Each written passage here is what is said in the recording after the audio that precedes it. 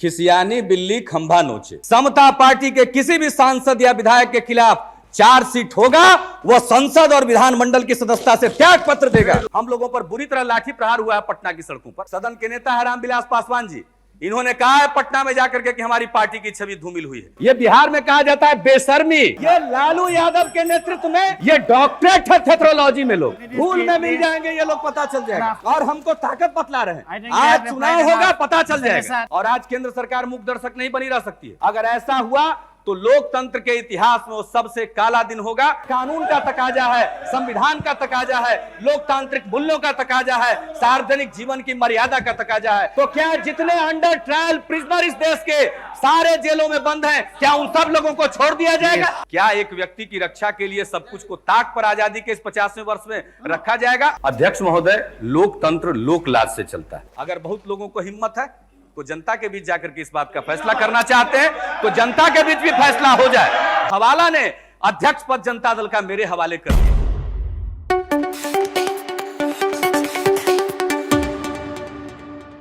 आपके और इस दुर्लभ वीडियो के बीच में हम बिल्कुल नहीं आना चाहते। हम सिर्फ इस 1 मिनट के लिए आ रहे हैं ताकि इस वीडियो का आपको संदर्भ बता दें। ये 30 अप्रैल 1997 की वीडियो है और 27 तारीख को संडे का दिन था, जिस दिन सीबीआई ने पटना में प्रेस कॉन्फ्रेंस करके ये लोगों को, पब्लिक को ये डोमेन में डाला था कि जो उनकी जांच है फॉर्डर स्कैम का, वो प्राइमरी जांच पूरी हो गई है। चार्जशीट वो दायर करने वाले हैं और राज्य सरकार से, राष्ट्रपति से परमिशन मांगने वाले हैं लालू यादव जी के खिलाफ, जो कि मुख्यमंत्री थे बिहार के, उनके खिलाफ ट्रायल शुरू करने के लिए। उसके ऊपर 30 अप्रैल 1997 को देश की संसद लोकसभा में हंगामा हुआ और उस हंगामे के दौरान देश के उस समय नेता प्रतिपक्ष अटल बिहारी वाजपेयी जी से लेकर के सभी लोगों ने उसमें बोला और उसी में से नीतीश कुमार भी एक हैं। ये जो वीडियो आप देख रहे हैं इसमें नीतीश कुमार का है। हम आपके लिए एक वीडियो ला रहे हैं जिसमें कि उस पूरे दिन भर जो भी परिचर्चा हुआ था उसका एक सारांश निकाल करके ला रहे हैं और वो सारांश भी बहुत जल्दी आपको दिया जाएगा। आप बने रहिए न्यूज हंटर के साथ। चारा घोटाले के सिलसिले में सीबीआई ने केंद्र के एक मंत्री, केंद्र सरकार के कुछ पदाधिकारियों, एक राज्य के मुख्यमंत्री, वहां के कुछ मंत्रियों और अनेक पदाधिकारियों और दूसरे लोगों के खिलाफ चार्जशीट दायर करने का अपना निर्णय सार्वजनिक रूप से प्रकट किया है। और यह भी सीबीआई के डायरेक्टर के द्वारा कहा गया कि वे सक्षम पदाधिकारियों से चार्जशीट फाइल करने के लिए और मुकदमा, फौजदारी मुकदमा चलाने के लिए अनुमति प्राप्त करने के लिए पहल करेंगे। हम लोगों को नहीं मालूम है कि अनुमति प्राप्त करने का कागज, उसका पत्र या आवेदन पत्र सक्षम पदाधिकारियों के पास पहुंचा या नहीं पहुंचा। सरकार को इस बात की जानकारी होगी, हम भी इस बात को जानना चाहते हैं, सदन भी इस बात को जानना चाहेगा और पूरा देश भी इस बात को जानना चाहेगा। सवाल कुछ एक महत्वपूर्ण व्यक्तियों का नहीं है जिनका नाम इस घोटाले में आया है और जिनके खिलाफ चार्जशीट होने जा रहा है। सवाल है कि इस देश में सार्वजनिक जीवन में कोई एक मापदंड होगा या दोहरा मापदंड होगा।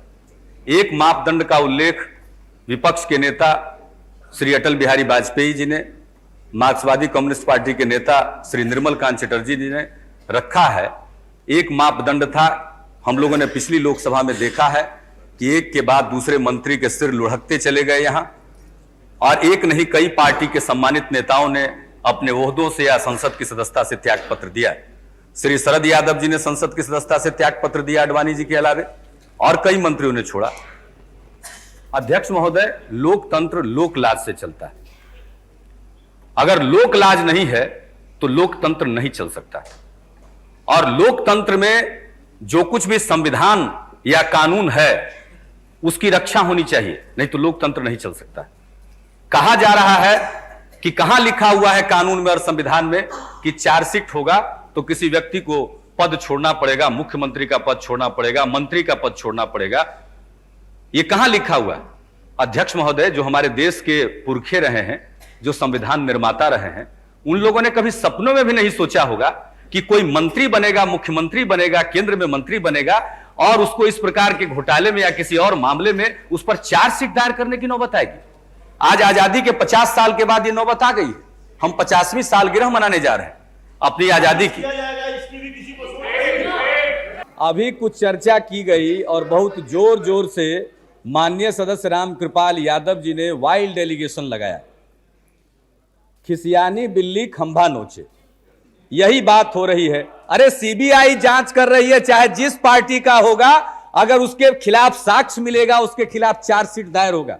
और एक बात मैं कह देना चाहता हूं, समता पार्टी के किसी भी सांसद या विधायक के खिलाफ चार्जशीट होगा, वह संसद और विधानमंडल की सदस्यता से त्याग पत्र देगा। वो यहां बैठ करके ये थेथोलॉजी का परिचय नहीं देगा। ये बिहार में कहा जाता है बेशर्मी, ये बेशर्मी की पराकाष्ठा है जिसको हम लोग बोलते हैं थेथोलॉजी। ये डॉक्टरेट है थेथोलॉजी में लोग। अरे साहब, चार्जशीट दायर किया, इसके बाद आप कह रहे और अध्यक्ष महोदय बार बार कहा जा रहा है कि जनता में ताकत।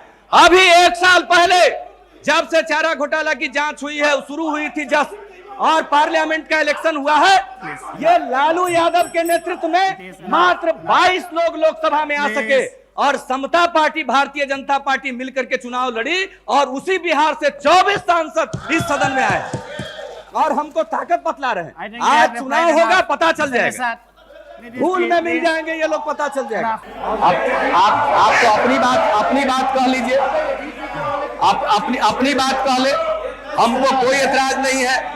अगर यहाँ पर गला का संघर्ष होना है तो बात दूसरी है। नहीं, अगर गला का संघर्ष होना है, गला का संघर्ष होना, आपको वक्त मिलेगा, आप अपनी बात कहिएगा। सबको अपनी बात कहने का अधिकार है। यहाँ पर सदन में ये चर्चा हो रही है और इस पर चर्चा होना चाहिए।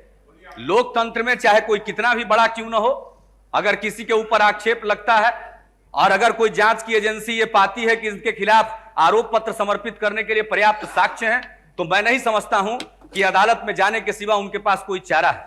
उनको जाकर के अदालत में अपने को बेगुनाह साबित करना चाहिए। लेकिन जहां तक लोकतांत्रिक प्रक्रिया का सवाल है, वो पद पर नहीं बने रह सकते। कोई लाख कहे कि हम सड़कों पर निपटेंगे, तो सड़कों पर कोई एक व्यक्ति उतरने के लिए तैयार नहीं है। यहां पर सड़कों पर दूसरे लोग भी उतरेंगे जो लोकतंत्र की रक्षा करना चाहेंगे, वो भी सड़कों पर आएंगे।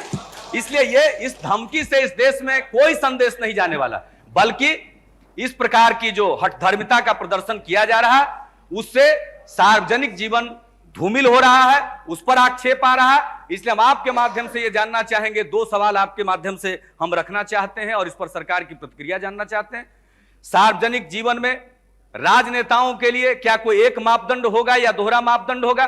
शरद यादव के लिए एक मापदंड, माधवराव सिंधिया के लिए एक मापदंड, वीसी शुक्ला के लिए एक मापदंड, लाल कृष्ण आडवाणी जी के लिए एक मापदंड, और दूसरे लोग अगर कोई वहां पर आएंगे तो दूसरा मापदंड अख्तियार किया जाएगा। मैं एक मशहूर वाक्य इस सदन में रखना चाहता हूं। किसी व्यक्ति ने कहा, बोमई साहब का नाम चार्जशीट उन पर नहीं दायर हुआ, लेकिन उनका नाम सिर्फ डायरी में जिक्र हुआ था और अखबारों में चर्चा छपी थी।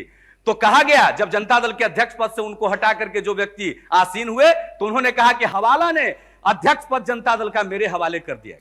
हम उसी बयान को याद करा करके कहना चाहते हैं, क्या होगा सार्वजनिक जीवन में? और जब अपने ऊपर बात आएगी तो कहा जाएगा कि हम सड़क पर निपटेंगे, कहा जाएगा कि हम देख लेंगे। किसको देख लेंगे? सड़कों पर देखा जा रहा है। हम भी थे और सैकड़ों लोग थे समता पार्टी के, हम लोगों पर बुरी तरह लाठी प्रहार हुआ है पटना की सड़कों पर लाठी खाने के लिए लोग तैयार हैं, गोली खाने के लिए तैयार है। लेकिन लोकतंत्र की रक्षा के लिए जो संघर्ष होगा, उसमें इस देश की जनता पीछे नहीं रहेगी। इस देश में एक बार नहीं, अनेक बार ये अवसर आए हैं। कोई भी व्यक्ति जो सत्ता में बैठा हुआ है, उसने ये सोचने की कोशिश की और ये जतलाने की कोशिश की कि हम संविधान, कानून, लोकतंत्र सब के ऊपर है। मेरे बिना ये देश नहीं चल सकता है, प्रदेश नहीं चल सकता है। जनता ने उनको धूल की चटाई, इसलिए हम उस बात में नहीं जाना चाहते। जनता अपना फैसला देगी, लेकिन सार्वजनिक जीवन में शुद्धता के लिए क्या एक मापदंड अख्तियार किया जाएगा या दोहरा मापदंड अख्तियार किया जाएगा? और अगर कोई व्यक्ति अनुमति के बाद भी, चार्जशीट दायर किए जाने के बाद भी क्या इस्तीफा देने से इनकार करेगा और कहेगा कि हम जेल से फाइल करेंगे और सरकार चलाएंगे, तो क्या केंद्र सरकार का दायित्व तो नहीं बनेगा? उस स्थिति में केंद्र सरकार की क्या कार्रवाई होगी? और आज केंद्र सरकार मूक दर्शक नहीं बनी रह सकती है, क्योंकि जिस पार्टी के मुखिया है इस सरकार के, उसी पार्टी से संबंधित ये सारे मामले हैं। उन्हीं के पार्टी के लोग ज्यादातर इसमें फंसे हुए हैं। वैसी स्थिति में सरकार को चुप बैठ करके नहीं।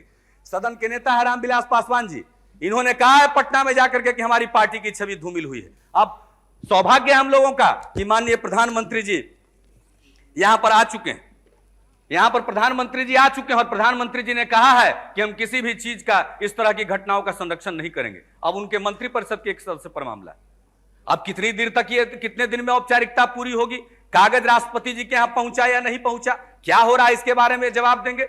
लेकिन अपना रुख यहां पर साफ स्पष्ट करें कि ऐसे मामलों में उनका क्या रुख होगा, क्योंकि एक प्रधानमंत्री के नाते भी इनका दायित्व है। और दूसरी बात है कि आपका दोहरा दायित्व है, क्योंकि मसला जिससे संबंधित है वो आपकी पार्टी से ही संबंध रखते हैं। इसलिए आपको इस अवसर पर, और आज देश भर में लोगों का वाम मोर्चा का बयान आ चुका है, हम किसी पर कोई आक्षेप नहीं लगाना चाहते, लेकिन जितनी पार्टियां संयुक्त मोर्चा में, उनके भी कई नेताओं के बयान आ चुके हैं।